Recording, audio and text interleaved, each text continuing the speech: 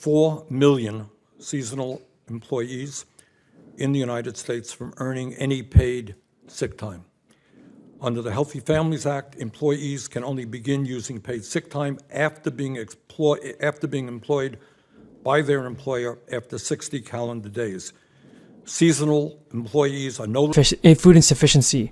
The latest data released last week marks the first full period of data collection since the end of the SNAP benefits.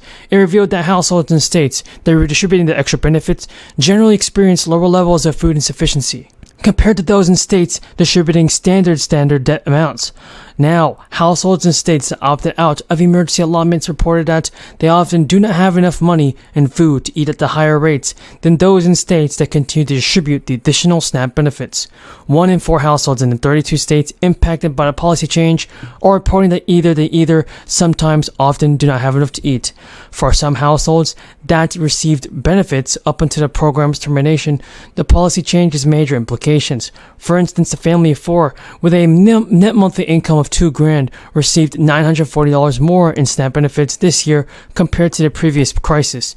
And with the end of the emergency allotments, that family is now receiving $600 less a month. In total, roughly 32 million people are receiving smaller monthly SNAP payments, which is so much bad for American people.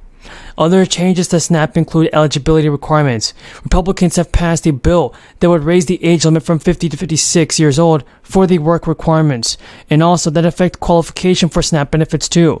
But there is little chance that the bill will pass in its current format, with the Democratic-controlled Senate and President Biden already signaling that he would veto any spending cuts to the debt ceiling increase. In an effort to reach some kind of compromise, though, rules around the SNAP program could be adjusted in future years.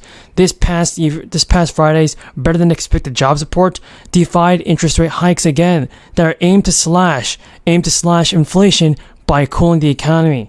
Instead, the U.S. added around 250,000 jobs in April, making a slight decline from an average of 290,000 over the previous months.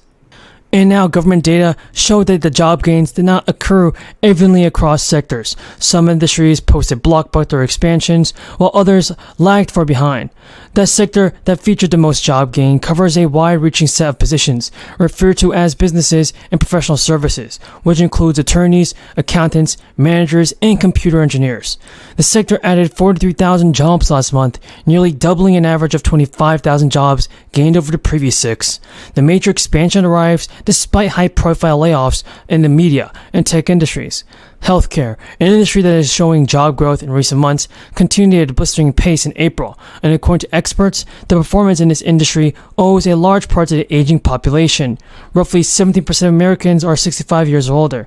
That share of population, which counts for 55 million people, has grown nearly 40% since 2010, everybody. Jerome Powell just made a huge announcement on inflation. A new Social Security bill has been proposed by top Republicans. If the bill passes, it could affect many seniors financially. Watch to the end because you definitely don't want to miss out on this. There is a big update on inflation. Jerome Powell told lawmakers that the central bank is determined to bring down inflation and has the ability to do so and make it happen.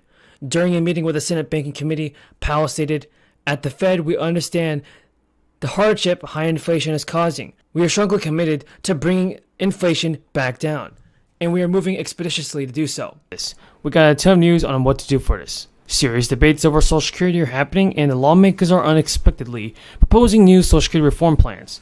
Many are urging that Joe Biden prevent the lawmakers from making any new changes to programs like Social Security. Even the former vice president said today that the cuts to Social Security and Medicare should be on the table for the long term, making him different from the former president as he considers a run for the Oval Office. But during an interview with CNBC, we are looking at that crisis in this country. Over the next 25 years, that is driven by entitlements, and nobody in Washington, D.C. wants to talk about it. The former president has positioned himself as a defender of Medicare and Social Security, and he's doing so again as he seeks a return to the presidency. So while his annual budgets include proposals to reducing Medicare spending, they primarily targeted provider payments rather than benefits, and his efforts to limit Social Security spending were aimed at cutting directly benefits, not checks for retirees. So now it is encouraged, AARP has encouraged its members aged 55 and older to send a message to Joe Biden. The message is to urge Congress to keep their hands off Social Security and Medicare. According to the bill, the senior vice president of government affairs at AARP has a response that has been overwhelming, with about 82,000 people sending letters in the past week. It's good to see that people are trying to work together to get the American people to send out stimulus checks and to get the people the money they deserve. Because, folks, it is definitely possible for Joe Biden to do this. There's no excuse for him. Now, the future of Medicare and Social Security have increasingly come up in debate around that ceiling. It's up to Congress to agree to raise or eliminate that ceiling to prevent a unprecedented default on the country's debt. As part of the negotiations, though, lawmakers may look to cut the costs. Nancy Pelosi, Kevin McCarthy have vowed to keep the changes to Social Security and Medicare off the table. But the House Republicans have called for cuts to the program, like raising the retirement age or changing it. Do you guys... Folks, we got a lot of information about the fourth stimulus check, Social Security benefits, SSI and SSDI. Continue watching this video because you definitely don't want to miss out on this. Joe Biden has a lot to give. Now, I believe he can send out the fourth stimulus check.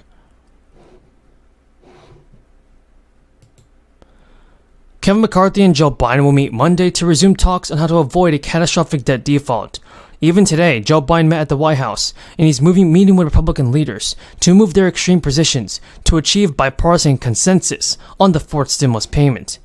But so far, time is running out. Cash continues to drain out the U.S. Treasury Department, and according to the latest Treasury update, the Treasury General account fell to $57 billion. That's the lowest in a long time. Now, this new low is actually lower than it was 2 years ago. And for the past couple of months, Janet Yellen has reaffirmed her warning that the government will run out of money. And once the government runs out of money, that means no stimulus payments. So Joe Biden must solve the issue right now in Congress. And the issue is this: the lawmakers have butted heads over Republicans' push for several provisions. One is the work requirement for government-funded programs like Medicaid, and one is for the SNAP benefits. For many Americans, a medical emergency can lead to a financial crisis. And this means one thing: Medicare for all. Bernie Sanders is saying that the current healthcare system in the United States is totally broken. And with the House and support of Democratic representatives, it's possible for Bernie Sanders to get that problem solved. Folks, there are improving new relief. The lawmakers are passing a bill that provide many low-income households with extra financial assistance. These relief programs are being funded through the American Rescue Plan Act. For weeks, we have been talking about the price of gas and we've been feeling it, but some relief could be on the way. House Democrats want to give you some money to help with the sticker shock. The proposal would send an energy rebate of $100 per month to individuals or $200 for couples, plus $100 for each dependent for each month the national gas price. So good news, the more states have finally decided to approve more financial assistance to the low income. States like Tennessee and Georgia have approved bonus payments for some residents. These payments may be worth as much as $500, but there are strict requirements that need to be met in order to qualify. And now, we can finally expect more stimulus to be sent out. The Tennessee Department of Human Services is providing extra support for families to receive cash assistance in the amount of $500. The Tennessee Department of Human Services